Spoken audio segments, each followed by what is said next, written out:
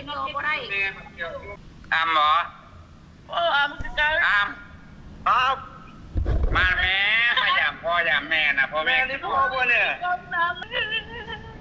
มาแม่มาพ่อแม่นะแม่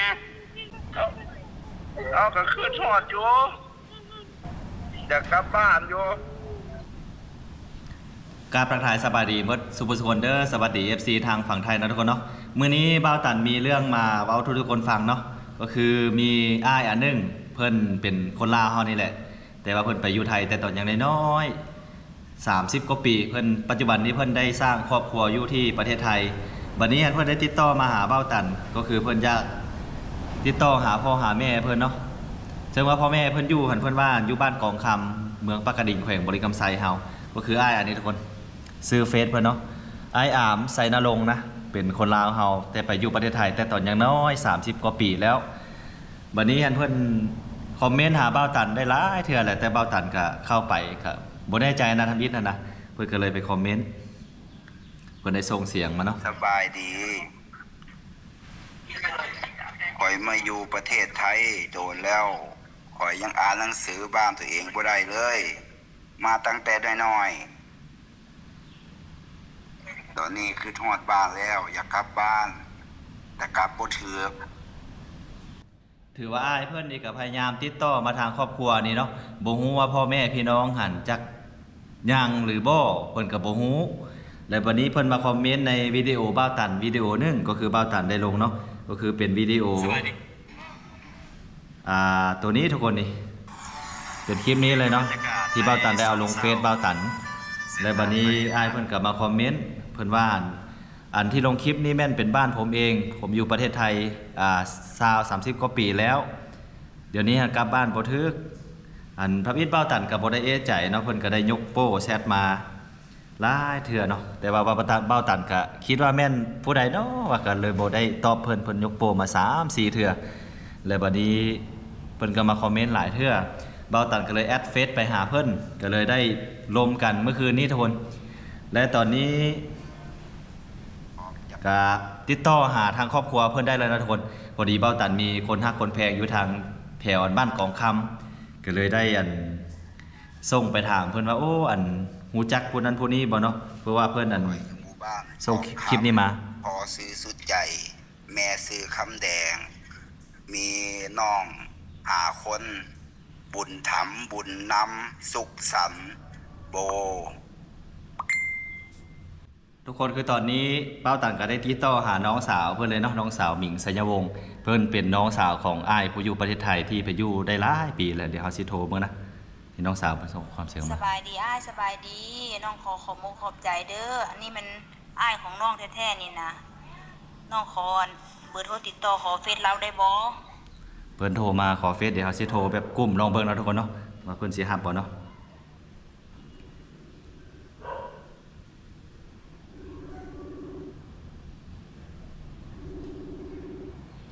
ฮัลโหลสบายดีโดยสบายดีแม่นน้องจะเป็นน้องสาวเพิ่นบ่โดยจะเป็นน้องสาวเราเดี๋ยวสิเพิ่มเราเข้ามาเบิ่งเด้อโดยโอเคจะเพิ่มเข้ามาก็ได้เพราะว่าเพิ่นแชทมาหาแต่ว่าบ่ฮู้ว่าเพิ่นพยายามแชทมาหลายเทื่อแล้วแต่ว่าเพิ่นก็บ่ฮู้นะเขาก็พยายามติดต่อหาเพิ่นหลายเทื่อแล้วกันเป็นโตบ่ได้ได้เพิ่นเข้ามาแล้วนี่โดยเปิดกล้องเลยได้บ่พระเจ้าเราพูดกันนะสบายดีไอ้อามปลาไหลก่อนลงนี่ก่อนนะทีนี้ก่อนนี่นะเอาดิจะรอกันได้จะรอก่อนลงนี่ก่อนดีใจแฮงอันนี้ไอ้อามอยู่บ่ดอกไอ้อามเดี๋ยวเราเพิ่นเข้ามานี่เป็นพ่อของไอ้อามเด้อไม่ครับนี่เป็นพ่อของไอ้อามที่บ่าวตันติดต่อให้ครับผมอามเหรออามคือกันอามครับมาแม่ขยำพ่อยำแม่นะพ่อแม่นี่พ่อบ่เนี่ยน้ำละโอ้ตายไปแล้วมาแม่มาพ่อแม่นะแม่ เอาก็คือทอดอยู่ โอ้ยผมคือนอนได้พ่อกับแม่นี่ตายแล้วคือนอนลูกน่ะ เอาคือทอดหลายกันอยู่ว่าอยากกลับบ้านอยู่ โอ้ยกลับบ้านพ่อก็ยังบอกเด้กันบูมาแล้วออกไปหาตำรวจนั้นตำรวจเพิ่นนำส่งสถานทูต กลับบ้านบ่ได้ อยู่ไสอยู่ไส ใช่เดี๋ยวนี้น่ะ ไปอยู่ไอ้คลองสีคลองหลวงปทุมธานีเด้อ นี่ โอ้ อะไรครับ ก็เดียวแต่ก่อนคือว่าอยู่บางประกงพุ่น พอค่อยกลับมาแล้วมาอยู่คลองสีค่อยไปงานไปเรื่อยๆ ลูกตัวเด้สั่นลูกตัวเด้ ลูกก็อยู่บ้านนี่แหละก็เฮ็ดงานคนเดียวเฮ็ดงานคนเดียว ลูกกับเมียก็อยู่บ้าน ตัวมาได้บ่มาอยากพ่ออยากแม่ได้บ่ เขาก็ไปได้อยู่แต่ตอนนี้มันเป็นปัญหาอย่างเดียวนั่นแหละคือเดียว เงินก็บ่ค่อยมีเฮ็ดงานก็เฮ็ดคนเดียว ลูกก็บ่ได้เฮ็ด มาโลกอธิบายกันเงินขนาดมาโลกอธิบายอย่างนั้นอย่างนั้นนะมาโลก ท่านสิมาหั่นน่ะ เงินหาย สิโอนเงินหาย สาวไปแล้วอยากไปอยู่บ้านพุ่นแล้วบ่อยากอยู่นี่แล้วอยากกลับบ้านแล้ว มาเลย มาหรอ ตรงมาเลยเขาสิได้เนาะใหม่อยู่เลยวันนี้นะ อยากกลับบ้านแล้ว สิโอนเงินให้เนี่ยสิโอนเงินให้ เอาไปปากก็เด้ไปปากกันว่าได้ว่าไปปากมีนี่ปรุงผมอยู่แล้วปรุงผมไม่ผมอยู่แล้วทำเมื่อ ทำไมก็เสียแล้วลุงก็เสียแล้ว หน่อยก็เสียแล้วทำไปเลยดูใช้นี่ไปปาก เอ้าเป็นบ้า ดูใช้นี่นะ แต่อยู่คลองสีนี่แหละ ผู้จักทางมาเพื่อนอยู่บ่ บัวกลับบ่ได้เอาผู้ทางกลับ จะให้ใครไปฮักบ้าน มาหั่นน่ะนี่บอกพ่อสิบอก ไปประเทศลาว นี่บอกไอ้ตัวมีเดี๋ยวนั้นยวนแถวนั้นมีบ่พร้อมตำรวจกดตำรวจ มีอยู่แบบ พี่จะไปหาเขา มีอยู่ละออกไปหาเขาค่อยหันมาปันประเทศไทยได้30กว่าปีแล้วค่อยตกข้างค่อยพุ่งทางกลับบ้าน เดี๋ยวเขาจะนำส่งสถานทูตลาว จะมีบัตรที่เบอร์อยู่บ่ บ่มีบัตรบ่ บัวคอยบ่ได้เฮ็ดบัตรบ่ได้เฮ็ดหยังเลย อยู่ เป็นสถานทูตนั่นแหละ บ่ได้เฮ็ดแล้วออกไปหาสถานทูตอย่างเดียว เป็นสถานทูตเลยบ่ แม่นแล้วออกไปหาตำรวจนั่นให้ตำรวจนั่นกระเจ้าหังสิส่งหาสถานทูตดอก กับลายเดียวนี่แหละ ทีนี้กระเจ้าส่งคนลาวกลับหลายเดี๋ยวนี้ ได้ นะ เลยเขาจะมาให้ตำรวจเขาส่งกลับเลยปั๊มไปทะเลกันยังปั๊มไปยังได้เขาจะกลับมาเลยเนาะ ยิ้มบ่ จังเด้ ได้ มาช่วย เขาแดดดิ เข้าใจอยู่ครับ ก็มาอ เขา ยู่ อยากกลับบ้านโดนแล้วเขาก็โทรหาผู้มีเบอร์ผู้มีหยังผู้ที่เขาเห็นเฟซนี่แหละผมเฮ้ยบ้านเฮาตัวนี้ผู้นี่อ่ะบ้านเฮาเขาก็เลยติดต่อหาเราโอ้ติดต่อหาเราต้องโดน มาลูกนี่นะ เขาอยากกลับบ้านแล้ว ดูหวานลูกก็น้ำเมย์นะฮะ ซื้ออย่างก็บ่ โดย ขอบใจอันนั้นเอาหลายๆเด้อ โดย ที่ว่าซอยเรือให้พวก โดย พวกเจ้าน่ะขอใจหลายเด้อ โดย คอยอ่าน สวัสดีค ซื้อ รับ ก็ ข บ่ อ ได้ ให้เจ้ามีขอให้เจ้ามีโชคมีลาภ โดย ให้กายขึ้นในเกินให้ร่ำให้รวยเด้อในกระไดเด้อ โดย ดีใจนะเด้อประตูเด้อที่เจอลูกเจอเต้า 30กว่าปีจะค่อยเห็นหน้าลูก ดีใจน้ำได้พ่อหน้าพ่อตากันแล้ววันนี้ฮะ โอ้ไม่ว่าตายแล้วมือเมย์ก็เลยมันได้ว่าตายแล้วแต่เริ่มจะตัวเป็นตัวเกิดแบบมือเมย์ก็ร้อนรับ ได้บ่ มันได้ เขาก็ขึ้นฮอดอยู่ ได้บ่นั่นเอาตามพ่อบอกในมื้ออื่นน่ะมื้ออื่นหรือมื้อนี้ก็ได้ ให้ออกไปหาตำรวจอยู่ในป้อมหั่น บอกมันก็บอกคนสามคน ออกไปหาตำรวจอยู่ในป้อมเว้าครบจริงสู่กันครั้ง สถานทูต คอยนี่มาอยู่ประเทศไทยนี่ตกข้างผู้เดียวนี่30กว่าปีแล้วคือทรมานแม่หลายเดี๋ยวนี้หั่นคอยบ่ฮู้ทางเมื่อคอยบ่ฮู้ทางกลับให้อันนั้นขออันนั้นจับคอยน้ำส่งให้สถานทูตให้แหน่ไว้ขอความช่วยเหลือแหน่บางสิพระเจ้าช่วยเหลือมาบักหลายแล้วเดี๋ยวนี้ฮะ แอนบ่ เออ เป็นแป้งหลายคนแหละ แม่นว่า มาฮอดกันมือตำรวจแล้วตกมือสถานทูตแล้วพ่อแม่สิไปเอาเองเนาะกันนะปานนั้น เดี๋ยวไหน เดี๋ยวลูกเขาอีกอ่ะเดี๋ยวลูกเขากลับไปอยู่บ้านเลยแหละ เอามาไม่รู้เอามาแล้ว เอามาตัว มีใครในเดือนนี้ วันนี้เมียตัวเสียมาพุ่นแหละ เมียข่อยบูแล้วข่อย เอามาน้ำรถเอามาลูกเกี่ยวมาได้เอกสารมันลูกมันเกี่ยวมาได้หว่ามันคือกาแฟเนาะกับลูกกาแฟน่ะ เอาลูก ต้องเรียกกาแฟอนุญาตได้จังมา ลูกมันเป็นชื่อข่อยได้ในใบเกิดอ่ะ คือเจ้าอยู่แต่เจ้าผู้มีใบผู้มีอย่างเด้ผู้มีเอกสารอย่างเด้เจ้าเป็นคนต่างดาวเนาะคนต่างชาติเนาะคอยเป็นคนไทยเนาะก็ต้องได้รับอนุญาตจากแม่ของก้อนจะต้องเอาข่าว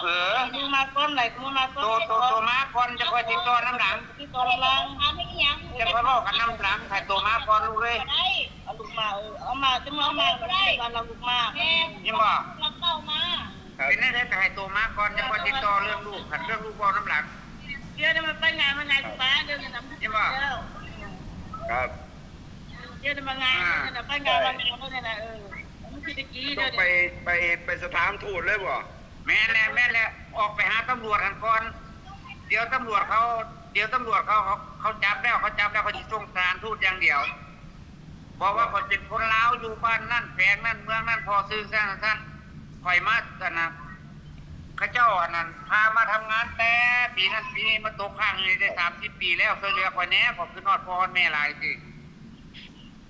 ครับ เขาก็เวลาเขาก็นำส่งสารทูตดอกกันนะฮะ มึงมาคนเดิมก่อนตัวห้ามเมย์เลยนะตัวเต้าลูกอะไรมางานแล้ว เบอร์เฮา ให้เพิ่นแอดเฟซหาเลยมันจะง่ายกว่าอ้าย ทักเฟซหา แม่น เฮ็ดบ่เป็น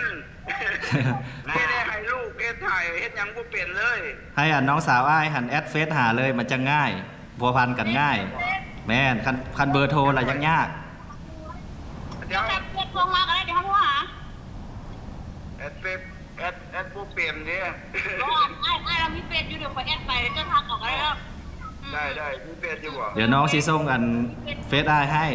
ให้น้องสาวอ้าย ด้วย ขอบใจหลายๆเด้อ โดยดีใจนำได้ครอบครัวได้พบหน้าพบตากัน นี่แหละที่เจ้าลงเฟซไว้นั่นแหละข่อยถึงชื่อได้เลยแหละ ที่จริงค่ะน้องอันอยู่รักษาพี่อ้ายอยู่ไก่กันเตอะอยู่กับทางแบงค์ นั่นแหละข่อยชื่อได้เลยแหละเพราะว่าโทรหาเจ้าตลอดเลย สวรรค์น่ะ เอ่อมีโอกาสจักสิพยายามเด้อ โดยไอ้จะไปปัดมันซานออเดอร์มันเด็ดมันซานที่ไหน โดย จะกลับไปอยู่บ้านแล้ว เดี๋ยวคอยที่เพิ่มเป็นเพื่อนไอ้คอยเราคอยที่ทักหาเราส่วนตัวได้เด้อ โดยขอบใจหลายๆเด้อ ได้หลาย โดย ครับ นี่เนาะทุกคนเนาะนี่คือสายใยแห่งครอบครัวเนาะถึงว่าจะห่างกันไปหลายปีและความคิดฮอดคิดถึงนี่เวลาที่ได้พบกันนี่โอ้น้ำตาจนตกบ้าวตันนี่จนสะเทือนใจเลยนะที่ได้ฟังเสียงแม่พ่อเพิ่นให้ใส่กันว่าซะในความรู้สึกคนที่ห่างหายกันไป30 กว่าปีอ๋อถูกถือว่าโดนเติบเป็นภาษาลาวนี่เพิ่นก็จนสื่อสารบ่ได้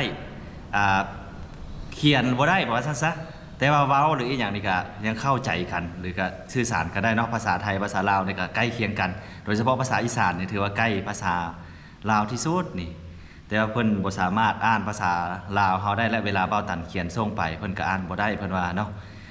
ก็ถือว่าเพิ่นได้พบหน้าพบตาครอบครัวเพิ่นแล้วนะถือว่าเป็นอีกหนึ่งสิ่งที่โอ้น่าประทับใจแทนเพิ่นที่บ่ได้เจอกัน30 กว่าปีคือเพิ่นไปเฮ็ดงานอยู่ไทยก็จนสร้างครอบสร้างครัวในบัดนี้เพิ่นก็สิได้กลับมายามบ้านยามซ่องได้มีโอกาสเบ้าตันก็สิได้เดินทางไปเยี่ยมยามเพิ่นเนาะเพราะบ้านเพิ่นอยู่บ้านของคำทางแบงค์รักษานี่แหละถือว่าโอ้เป็นการพบกันที่พาให้สะเทือนในใจพี่น้องเพราะว่าเวลาเฮาจากพี่จากน้องอายุแก่ขึ้นแล้วก็คิดฮอดคิดถึงได้พ่อแม่เฮาเนาะบ่ฮู้ว่าจะตายหรือยังอันนี้ก็ได้ฮู้ข่าวได้ข่าวกันแล้วอันนี้ก็ถือว่าเป็นอีกหนึ่งช่องทางเนาะที่พาให้พบกันก็คือบ้าวตันได้โพสต์คลิปตัวนั้นเพิ่นก็ได้มาคอมเมนต์แล้วก็พยายามติดต่อหาบ้าวตันทำอิดกะเอ๊ะใจว่าโอ้แม่นผู้ใดเนาะแม่น คนแฮ็กเฟซหรือวันใดบ่มักแชทมาหาแต่ว่าบ่าวตันก็ได้ทักไปแอดหาเพิ่นตัดสินใจก็เลยได้แชทลมกันก็เลยมาแล้วก็ติดต่อหาคนรู้จักอยู่ทางแบงค์รักษาว่าเป็นมาแนวใดรู้จักคนนั้นผู้นี้บ่เพิ่นก็ว่าคือสิรู้จักอยู่บ้านก็บ่ได้ใหญ่บ้านอยู่ทางฝั่งลาวนี่ก็ประมาณอยู่20ไปหลังคาเรือนเนาะสำหรับคุ้มกองคำวันนี้ก็ได้ติดต่อผัวพันเป็นเพื่อนแล้วเอาทุกคนได้สำหรับคลิปนี้เนาะก็ต้องขอขอบใจทุกคนที่เข้ามาเบิ่งมาชมนำกันผู้ใดประมาณเพิ่นมาลาวหรืออย่างบ้าวตันก็สิพยายามไปยามไปยื้อไปยามอายเพิ่นจากบ้านนึงเนาะทุกคน